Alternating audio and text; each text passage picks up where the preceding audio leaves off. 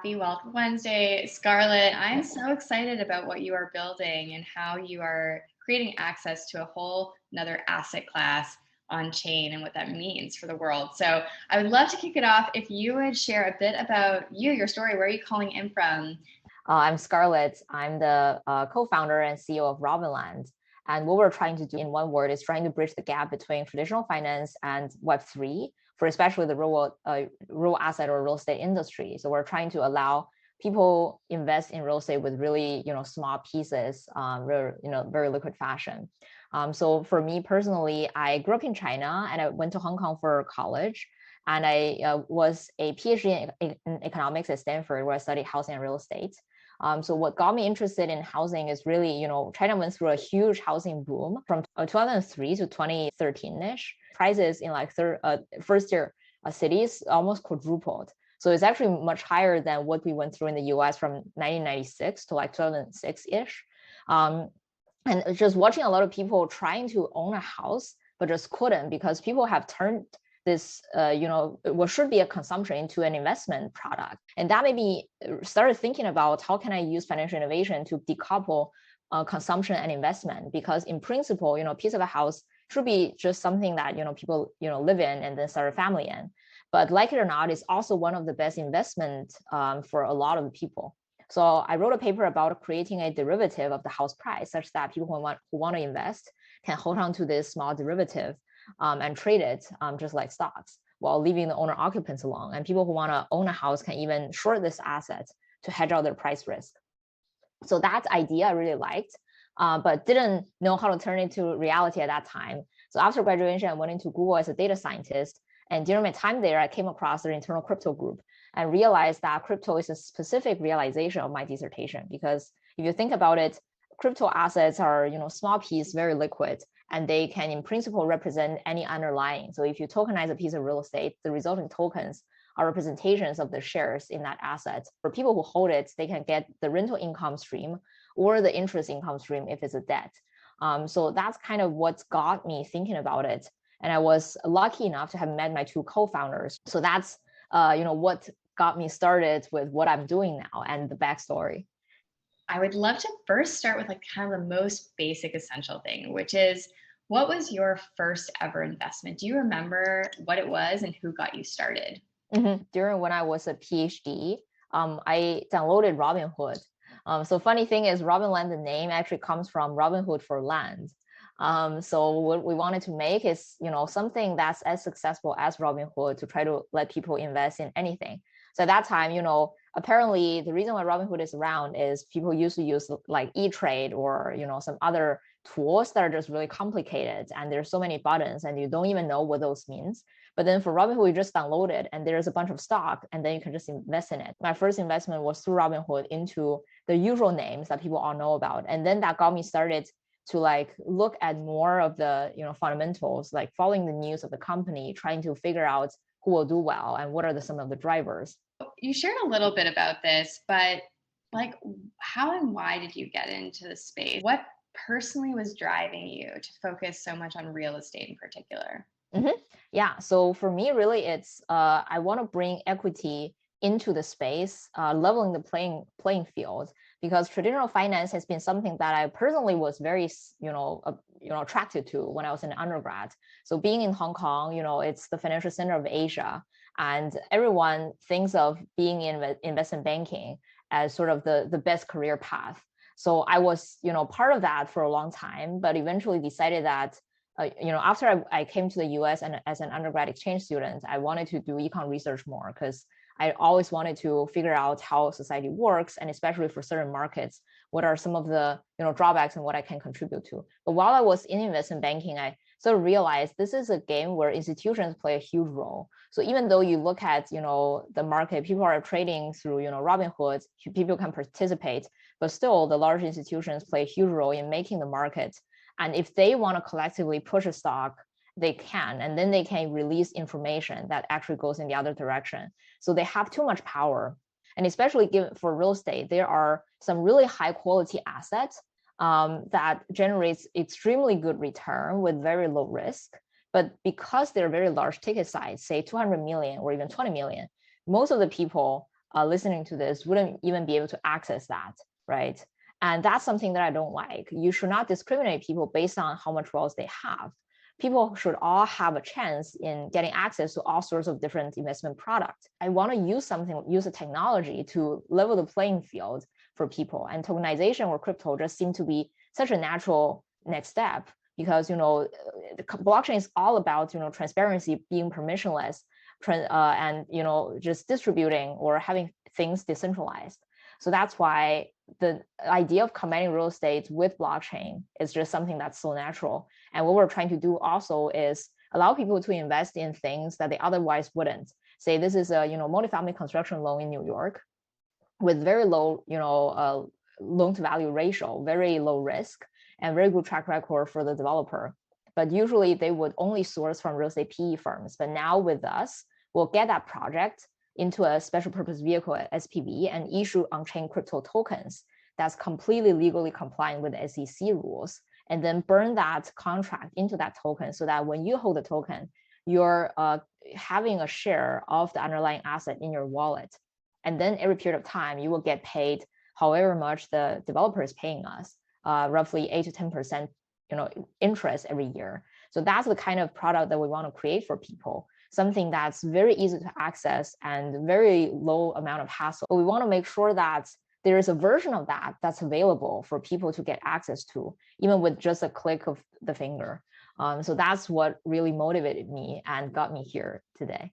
What I'd love to dive into more is how it actually works. I think there's a lot of criticism of Web3 and tokenization. Like, why tokenize it? So when you say part of the token has the contract, which is a connection to the SPV, which is enforceable, why put that onto a token? What does that mean when somebody buys that token from somebody else? How is legal enforceability transferred over to this new owner versus getting access to the SPV or transferring the SPV over? That's really the power of blockchain, which is that it's an open ledger that's collectively being, keeping track of by, different nodes held in different places.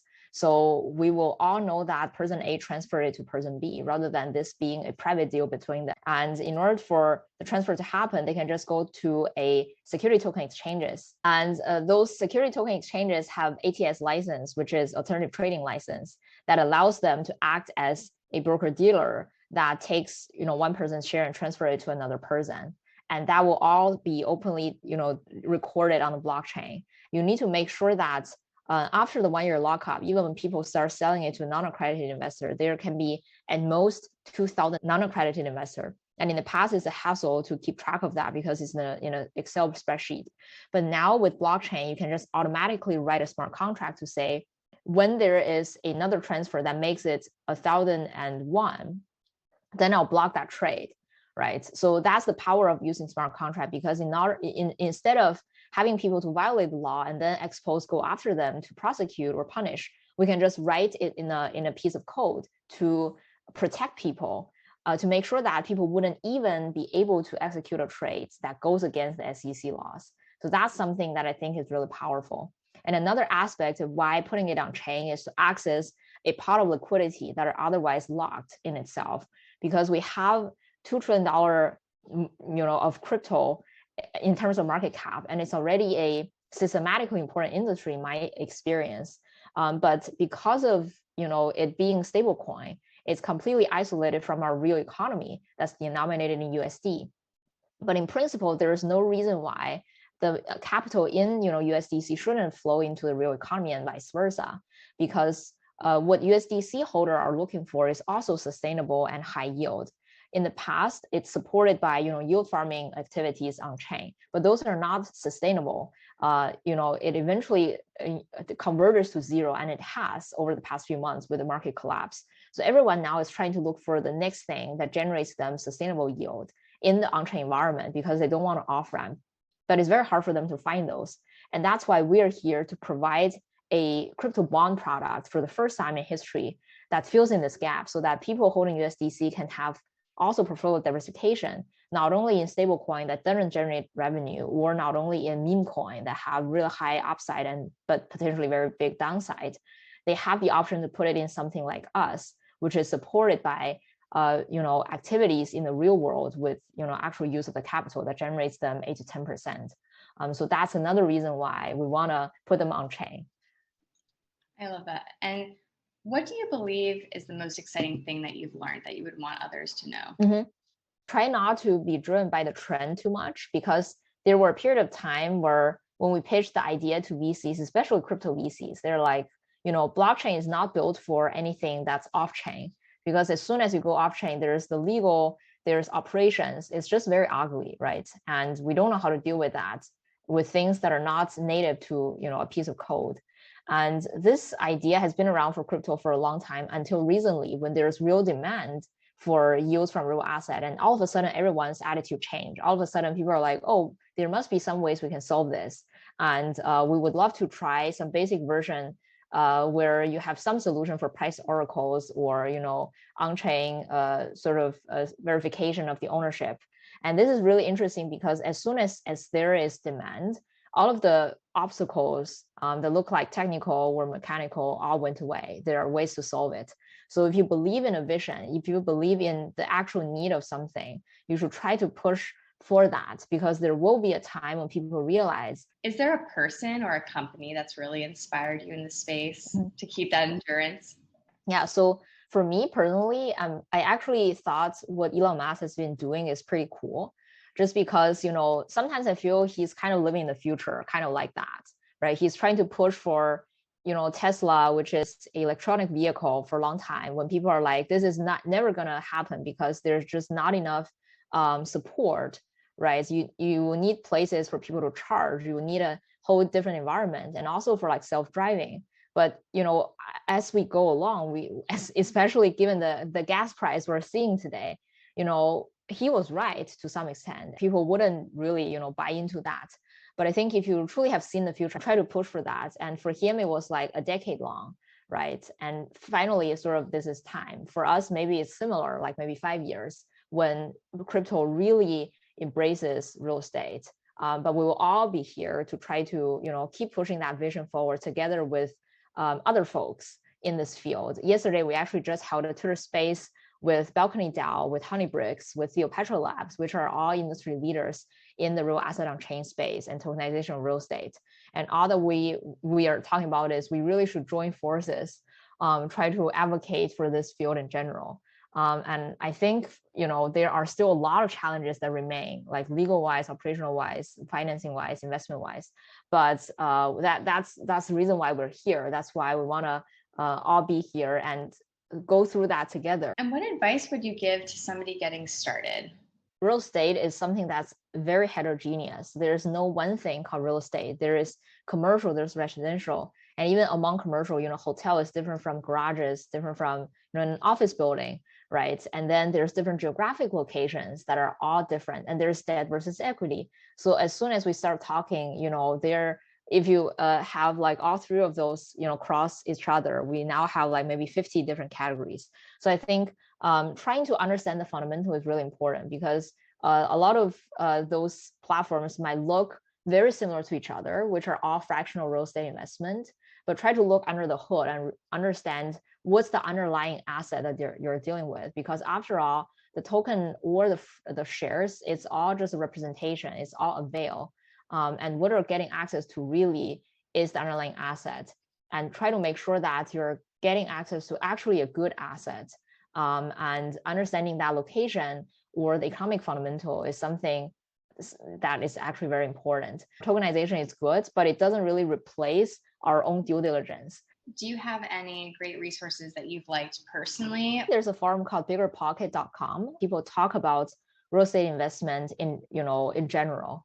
There's a lot of YouTube or Twitter accounts that constantly talk about real estate investment. So in general, just like immersing yourself in the space, trying to get information. I think the good thing about living in 2022 is that most of the things are out there on the internet somewhere.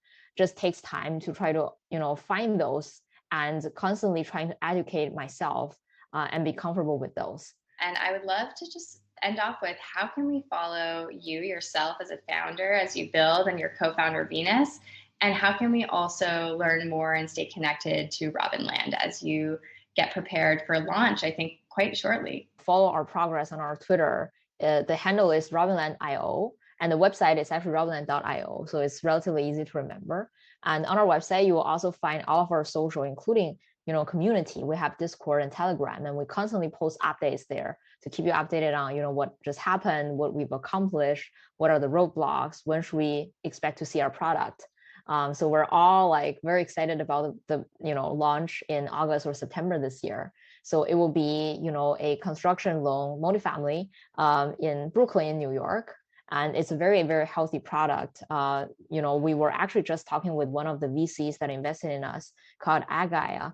And one of the founders is from Blackstone. And after seeing the terms, he's like, wow, this is a really good product. If you're interested, please let us know by putting your email to claim early access on the website, so that we can send you more information. And would love to keep you in the loop by having you in our community, Discord and Telegram. Brilliant. Well, we will definitely be following along. Thank you for sharing your story.